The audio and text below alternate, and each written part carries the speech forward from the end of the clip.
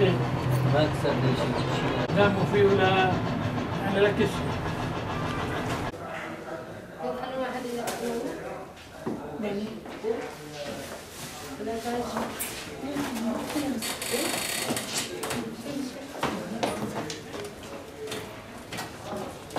Efendim biz Mardin Suriye Yardımlaşma Platformu olarak bildiğiniz gibi 3-4 yıldan beri Suriyeli ailelere yönelik yardımlarımızı devam ettiriyoruz.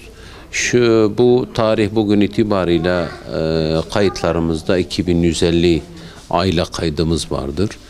Bu ailelere ortalama olarak 1,5 bazen 2 ayı bulan süreleri içerisinde gıda yardımı yapıyoruz.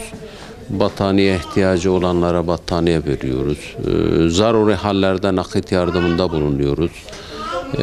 Buna benzer giyecek yardımında bulunuyoruz. Bu giyecekleri gerek Mardin'in içinden gerek Mardin'in dışından İstanbul, Ankara, İzmir gibi büyük şehirlerden gerekli sivil toplum kuruluşlarının da yardımıyla buraya getirtiyoruz, alıyoruz ve ihtiyaç sahiplerine ihtiyaçları olduğu kadar yardımda bulunmaya çalışıyoruz. Ancak şunu da ifade etmekte yarar var ki bu gelen yardımlar hiçbir zaman yeterli olmuyor. Çünkü yükümüz her geçen gün daha da ağırlaşmaya başladı. Çünkü artık kayıt yapamaz bir hale geldik. Çünkü biz kayıtları devam ettirdikçe onlara yardımı sağlamak zorundayız.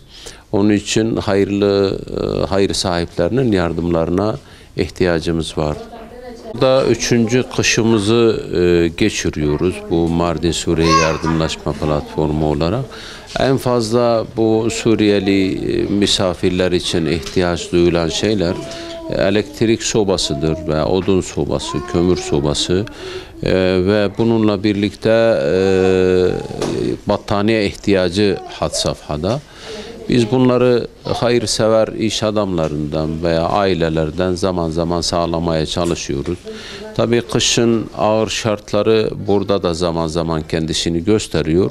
İşte gerek evlerin kullanışsız olması, damların zaman zaman akması, havaların soğuk olması, yeteri kadar kömür veya odun ihtiyaçlarının karşılamayışı onları zor durumda bırakıyor.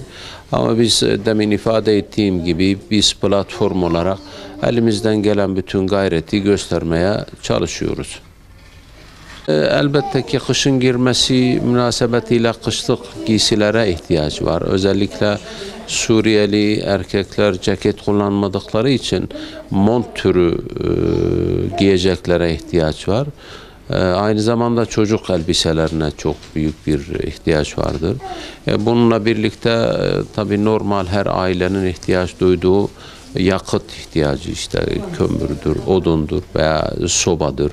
Bu tür ihtiyaçlar vardır ama en çok bizden talep edilen demin de ifade ettim gıda yardımı. Gıda tabii bunun yazı kışı olmaz her zaman. Bu gıda ihtiyaçlarını karşılamaya gayret gösteriyoruz. Efendim biz platform olarak her zaman hayırsever insanlarımızın yardımlarına ihtiyacımız vardır. Ben sizin aracılığınızla tekrar Mardin halkına, yardımsever insanlara çağrıda bulunmak istiyorum. Bu insanlara yardım ellerini uzatsınlar. Ne kadar sürerse sürsün. Bu insanlar bizim insanlarımızdır. Nereden gelmiş olurlarsa olsunlar, ırkları, dinleri, cinsiyetleri, milliyetleri ne olursa olsun bunlar bizim misafirimizdirler, bunlar bizim insanlarımızdırlar. O nedenle herkes elini taşın altına sokmalı, gereken yardımı yapmalı. Biz buradan herkese bu hayırlı çağrıyı yapıyoruz.